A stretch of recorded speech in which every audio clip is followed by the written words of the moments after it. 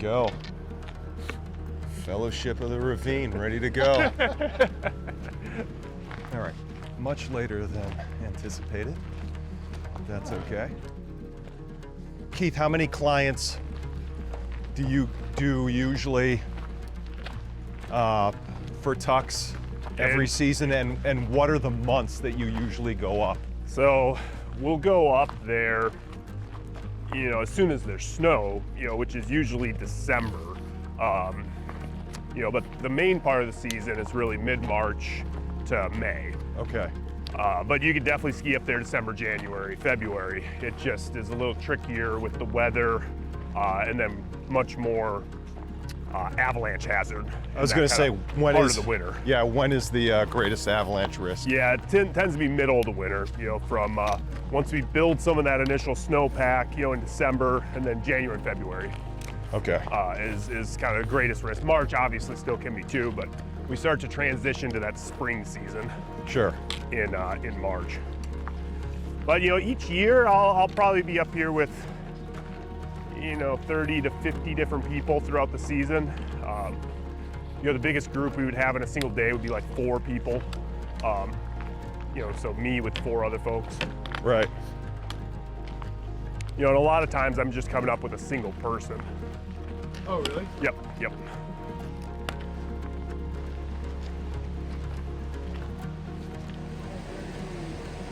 Just after 8:30, we're on our way. It's already vigorous. I'll have people who, it's like bucket list stuff potentially, and they're doing, 2 years of prep work, to fitness, doing stuff around here, whatever it is. And then I'll also have people that they're like, I want to climb Mount Blanc, or I want to ski X. And it's like, all right, like, only twice. Yeah. It's a pretty spectacular place.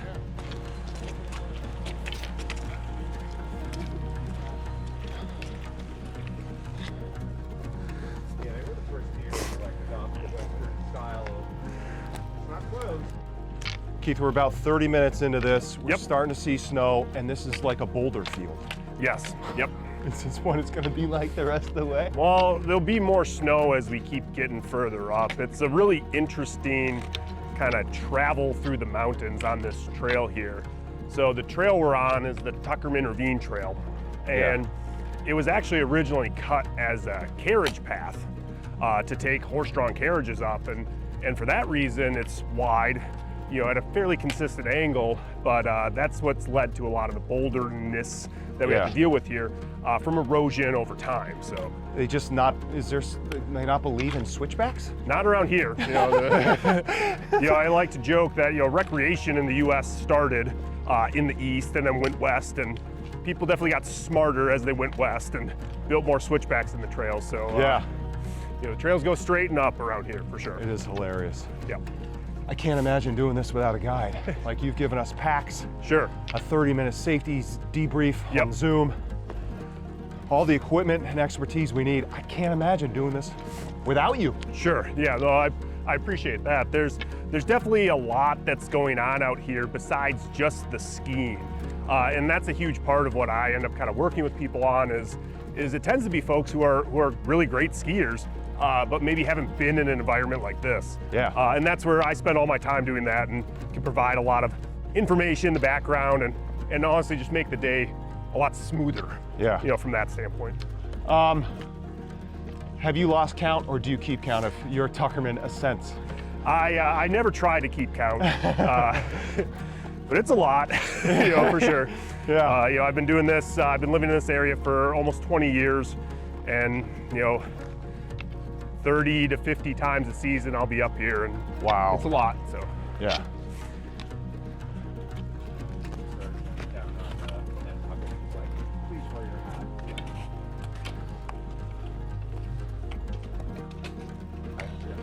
Dave, what do you think? Dude, tired. Unbelievable, man. This is incredible. Unbelievable. There it is. Yeah. Right up there.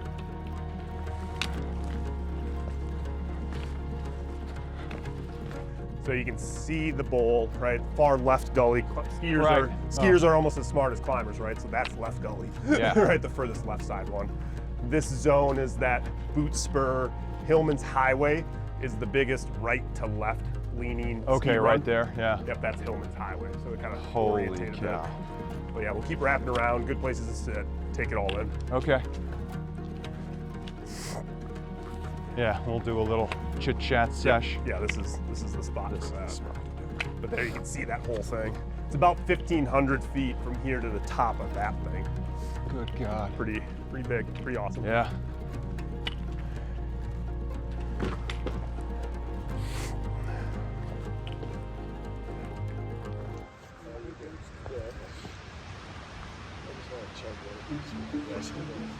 But the money question is like, Why? why?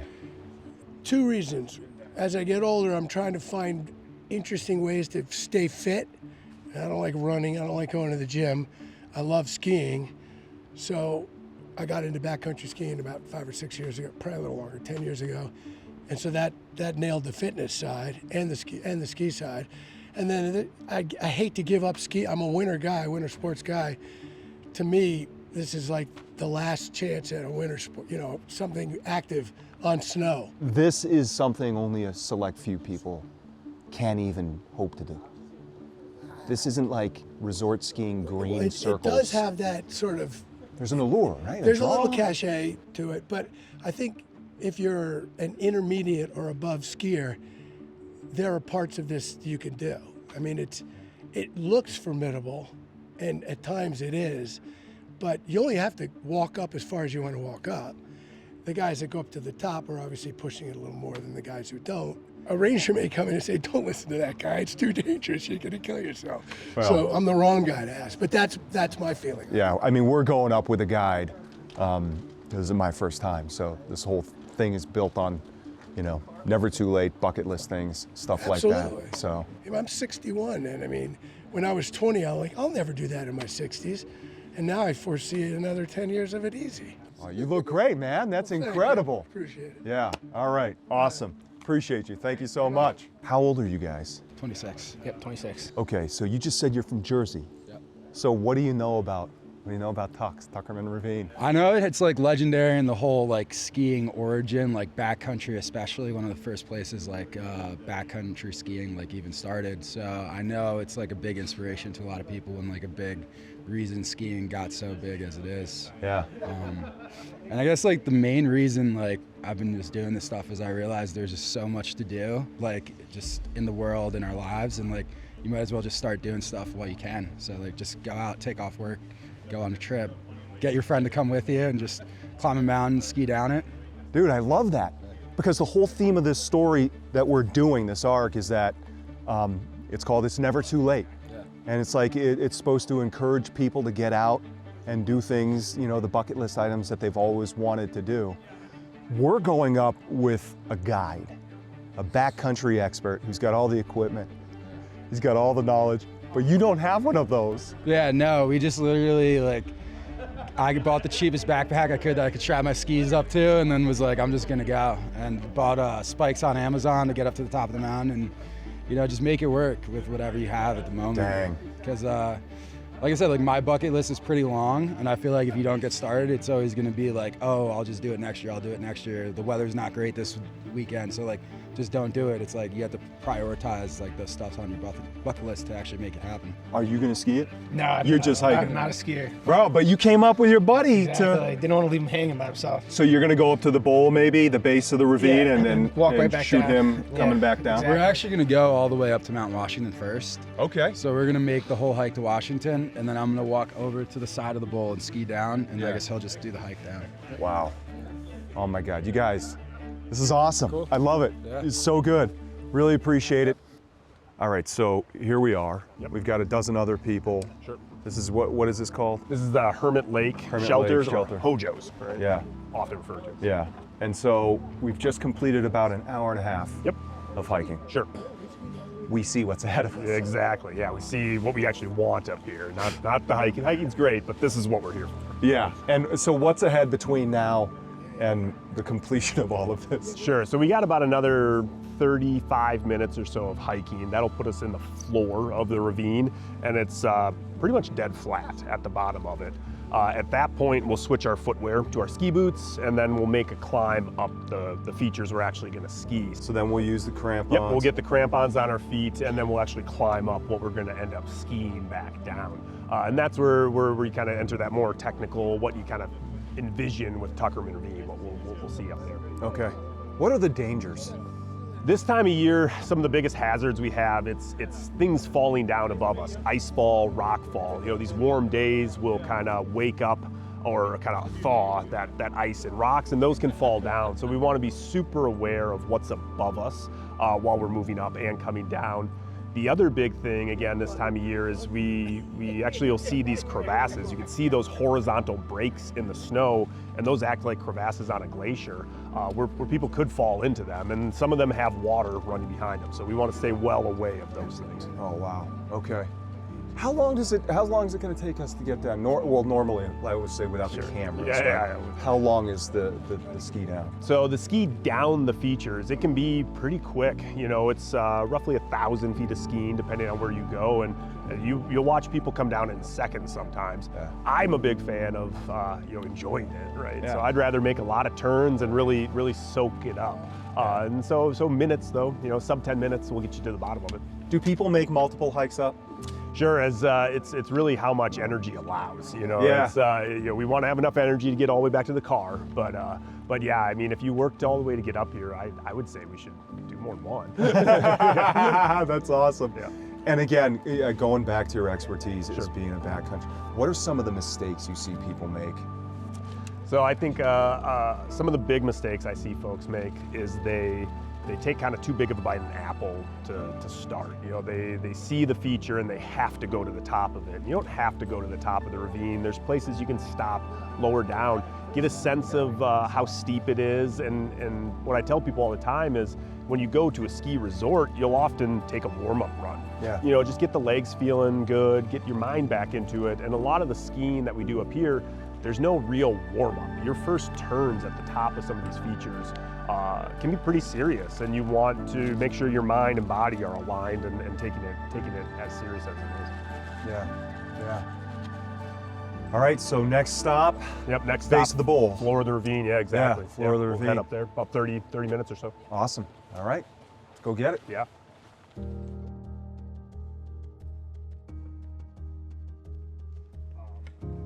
The guys who do the avalanche forecasting and rescue, that's their cabin. Okay. And then the big cabin there's a caretaker who stays in it. Okay. But you don't get to sleep in it, gotcha. Unfortunately. But there are some lean-to shelters and tent platforms.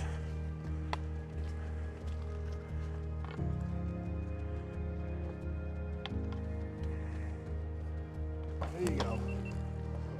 Yeah, you gotta keep pumping it the whole time. Oh yeah.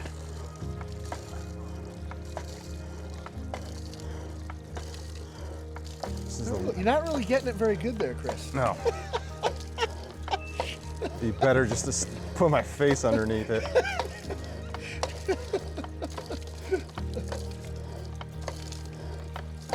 There we go.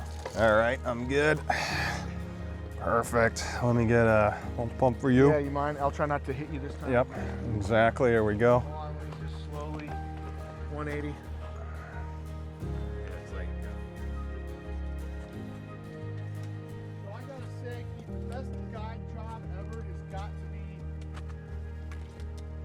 this. You just don't see it ever happen. But like, just weird curious. How about timers? And that's the So this zone you can see over to our left, you can hear that water. That area is called the Little Head Wall. So earlier in the season, kind of late winter, early spring, you can actually ski right over that to come out of the ravine and continue all the way back down to the parking lot. We're gonna be walking today, but you can see it over there. It is beautiful. It's all so glorious. Not bad for me. All right. Yeah, I am literally watching Keith's footsteps in front of me and stepping where he steps. It's a good workout. It sure is. Oh, right, yeah. All right, so our route up is where? We're gonna continue going up this hiking trail a little ways so you can see the bottom of the ravine. And then we got that snow slope on the far left. That's called Left Gully. We'll end up climbing up it, coming back down it. There it is.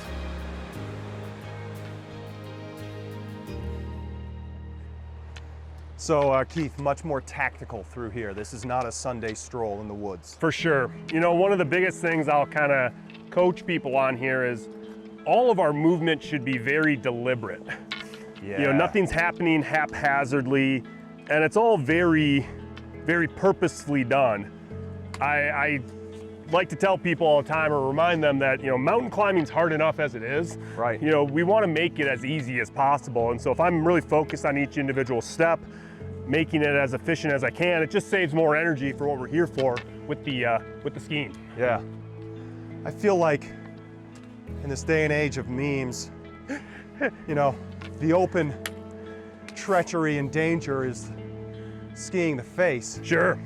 But this hike itself, yeah, there's a is lot serious business. For sure, yeah, there's a lot more to it, you know, and we see the glamorous skiing, but you don't often see this part of it. And you know, it's suffering isn't the right word, but you have to be dedicated to go get it.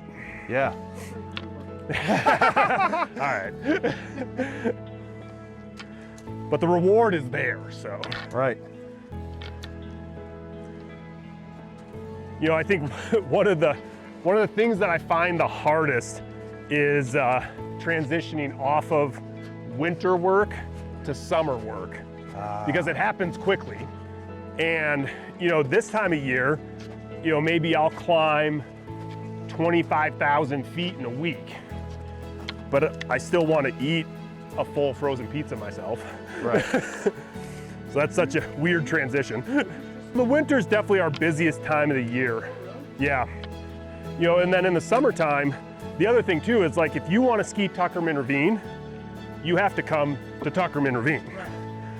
And if you want to rock climb, you can rock climb at Quincy Quarries. Yeah. Right? You know, you don't really want to rock climb at Quincy Quarries, but you can. Yeah. All right, so we noticed these splintered trees around here. Yep.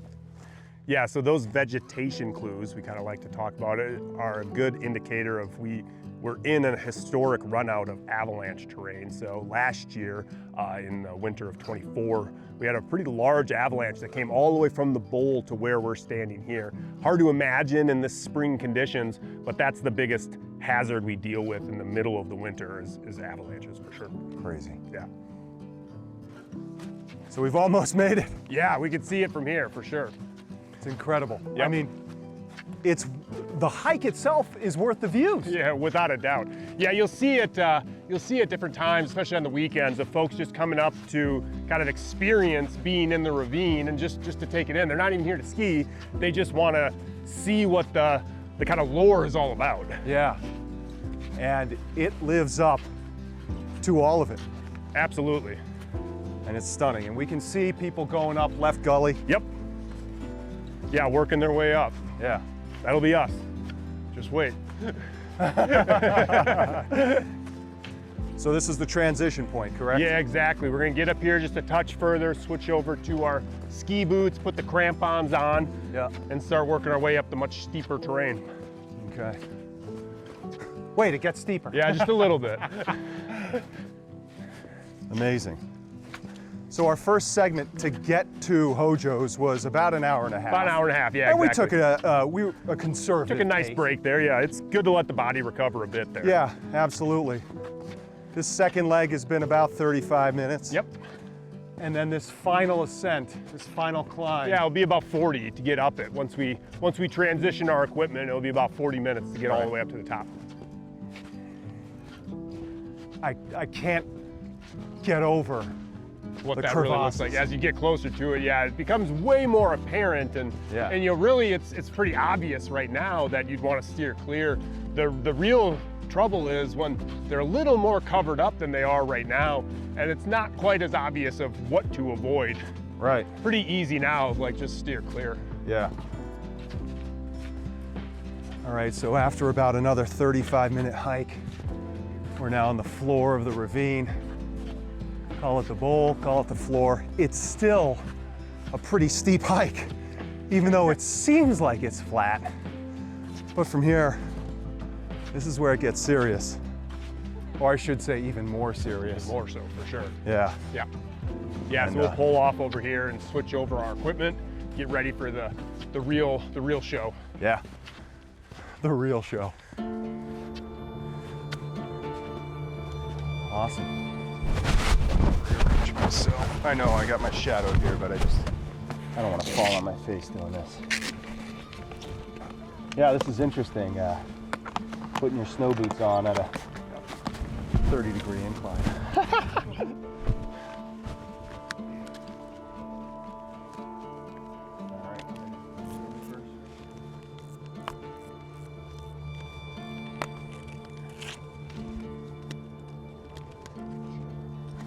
So much warmer. Yeah. Like it actually gets over the mountain. But you want a little bit of that ankle movement No, just to make it suck less. Yeah. No, There. good call. Yep. Yeah, good. What do you think, bud? This is unbelievable. Like, this is literally unbelievable. I'm actually at awe because you hike this in the summer, Oh yeah? and it's just a whole different feel. Like I don't remember it being this awe-inspiring. When you did it in the summer, and the snow, just because of the way it just demonstrates the terrain and the steepness and just the sheer magnitude and of what you're looking at. You don't think you're in New Hampshire. Like, Right. I can't believe I'm sitting in New Hampshire, to be honest with you. And this is in our back door. Yeah. It's crazy. It is. What are we, about a third of the way, a quarter of the way? If you want to call it a quarter of the way, we could. Not even that, and I can't even impress upon you how steep it is. And every single step is measured. Again, you just look down, every single step. And we got all that to go. It's something. I'm surprised there aren't more More people. dugout little boot notches here. Yeah, well, I think because of the rain this past weekend, Oh, okay. it kind of cleaned it out a little bit. This is pretty good. Did you get snow up here on Sunday? It did snow up here Sunday. Yeah.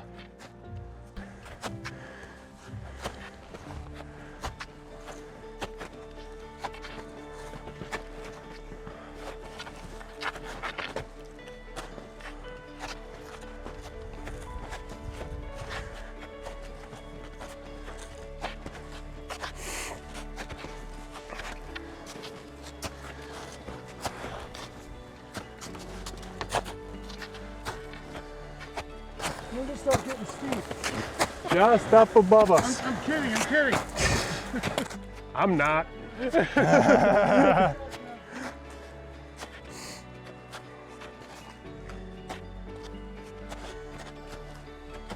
So as this gets steeper, Yeah.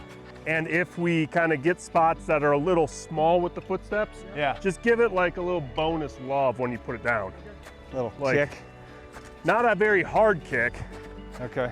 And I'm not going to do that all the time because it does take a bit of energy. Yeah. But every once in a while, a little extra juice putting the foot in. Sure. You can see the big thing we're trying to do is just be very methodical, very deliberate with all of our movement. Yeah. Try not to waste any of this. Yep. It's not slow, it's purposeful. I like that. There's a difference. Not slow, purposeful.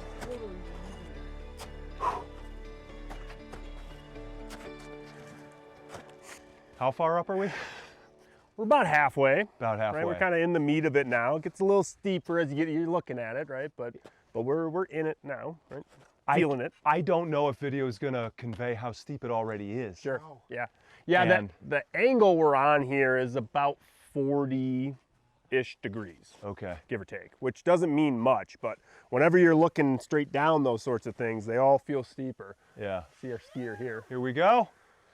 Here you go. And I wouldn't call this a straight up mogul field, but we've got some ruts and tracks. Some bumps. Yeah. We got some bumps. Yeah, as we get into the spring season, this nice soft, fun snow, right? You start to bump it out a little bit, just like at a ski resort. It Yeah. happens. A little bit.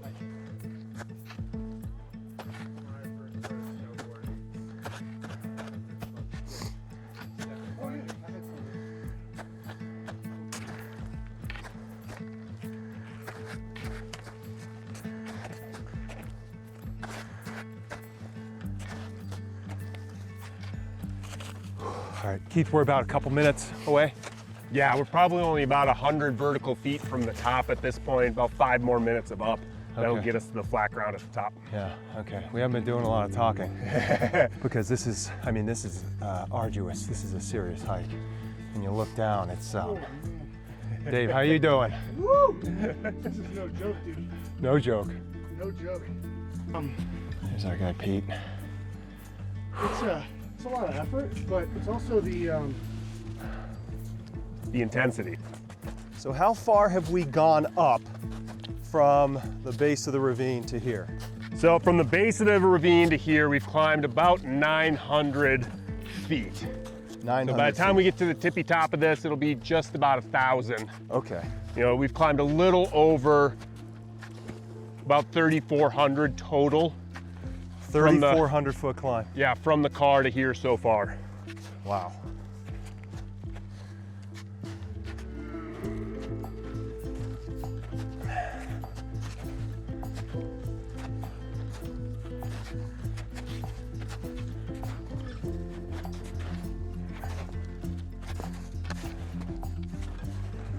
So coming through the rocks, Okay. just pretend like it's not a rock.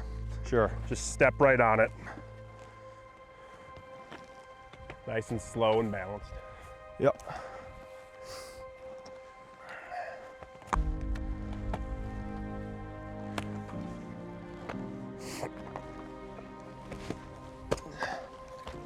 Awesome. And this is it. Pretty sweet. Whew. Left gully. Just. Just. Nice work. We're oldsters. We're old heads. where's the heart monitor? Yep, it's right over here. The wind is the. No, man. No, that's all good. We could kind of pull up, Wow. just kind of back off the edge a bit. We'll pull up Yeah. there, set the packs down, take the crampons off, and Yeah. soak it up. This is it. Whew. This is incredible. Yeah. Yeah, a little breezy up top. We'll be putting a windbreaker on. All right, we did it. We're at the top. And you can see we're taking a break, fueling up a little bit. There are other people who made the hike up as well.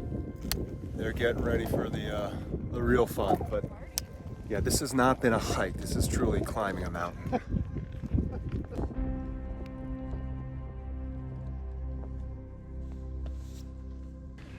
We've admittedly been taking our time getting up, but just for reference, we started the hike at around 8:30.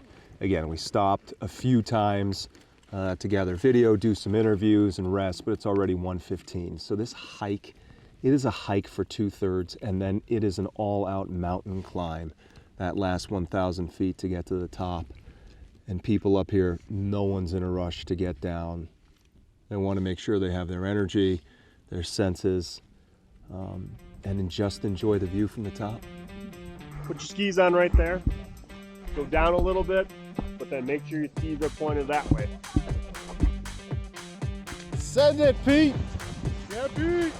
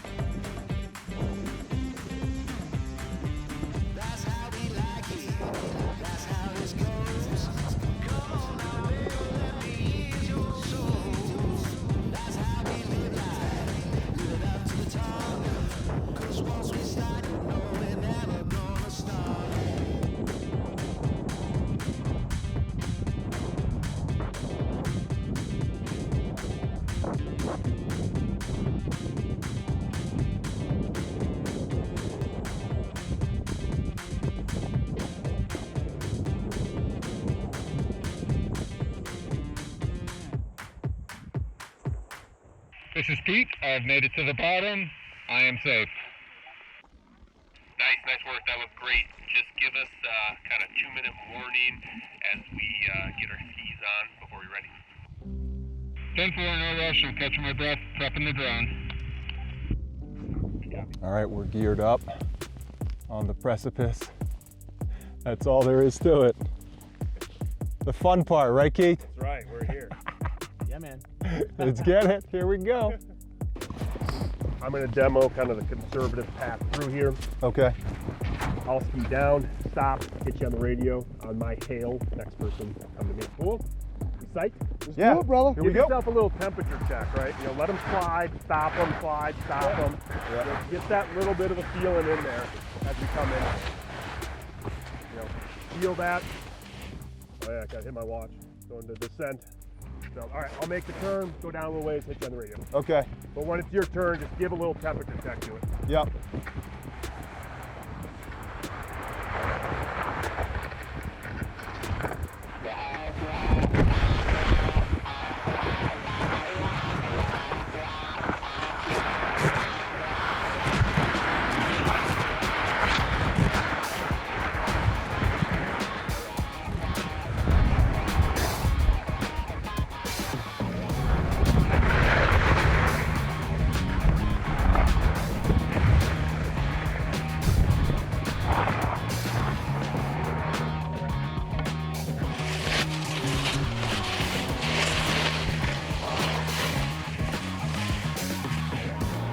Nice. All right.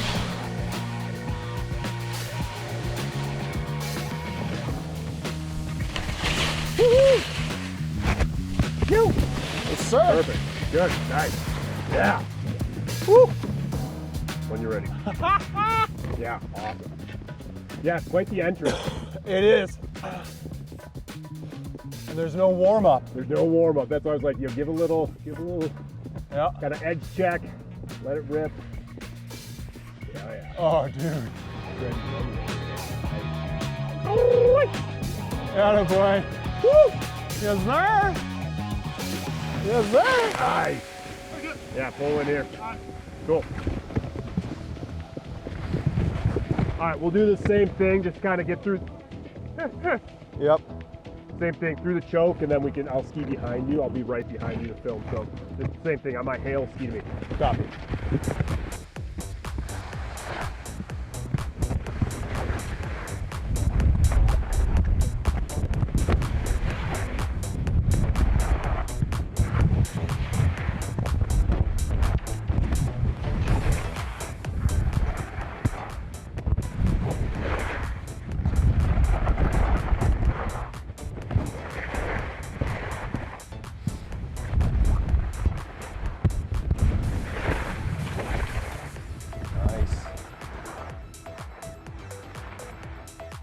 Copy that.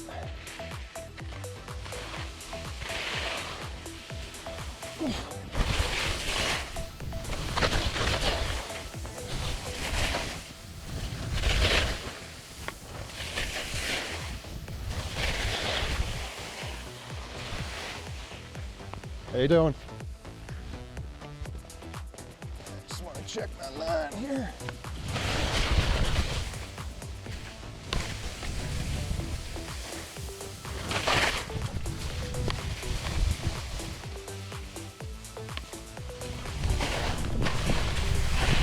Nice. Woo. Go for it. Nice. Woo. Yeah. Pretty awesome.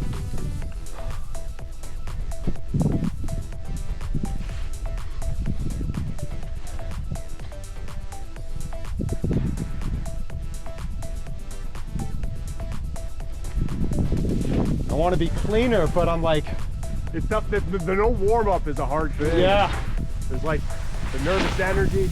yeah. Awesome. Nice work. Thanks, fella. All right, so you see those two people on the right? Yeah.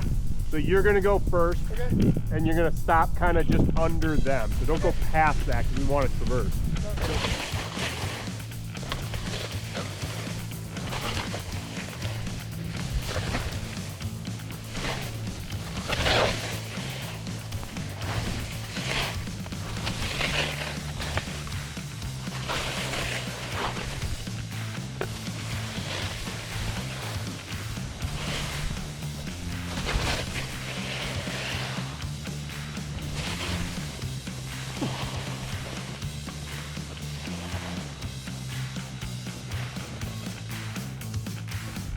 All right, same thing. Wait, let's do the same thing we just did. You see those 3 hombres right there? Yep. Key to them. Okay. But same thing, let's keep it tight for the camera. So Okay. same order, 1, 2, 3. Yeah, yeah. All right, here we go.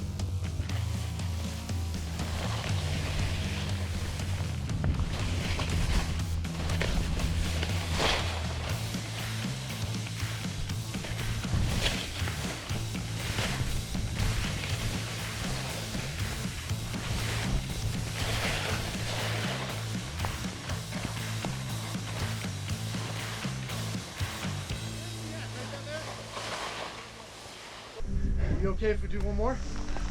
Yeah, so What's the you see plan? the choke right there? Yeah. There's a good transition spot. It's a super short booter. We'll go up to that choke, and then we can traverse out right to the gut of the bowl, and be able to ski that down, which is rad. That sounds good So to me. it's not that far. I mean, it's just here to those rocks. Not that far. Do I need to...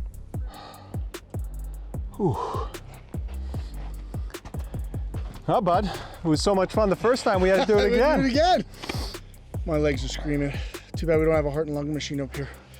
What was it? What was it like for you? Well, man, that climb was intense.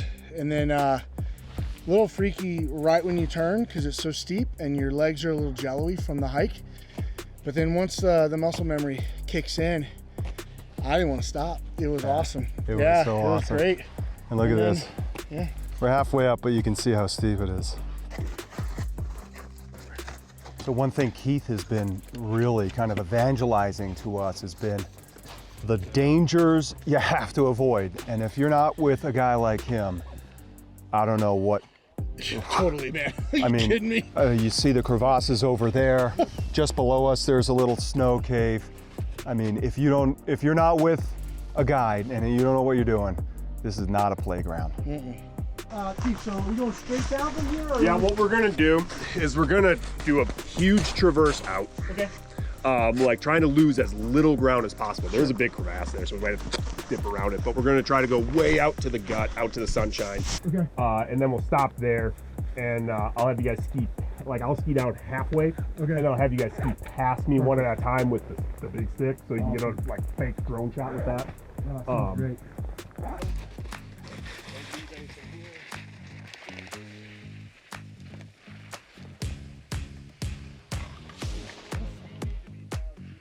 Okay.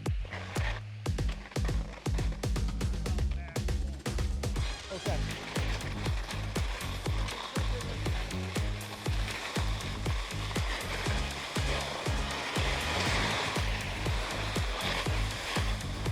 Ah, there it is.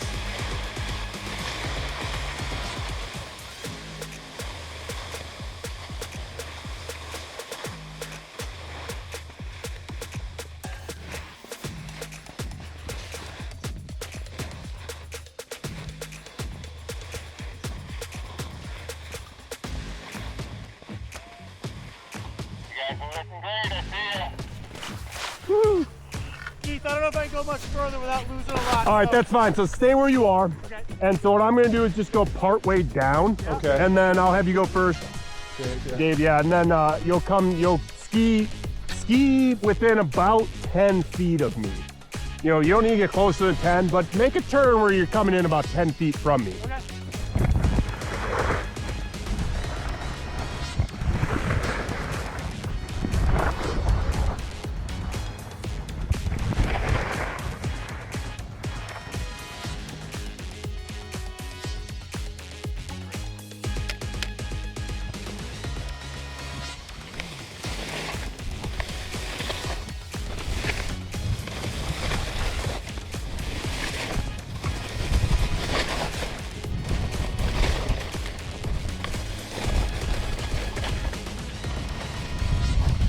Come towards me, camera flowing.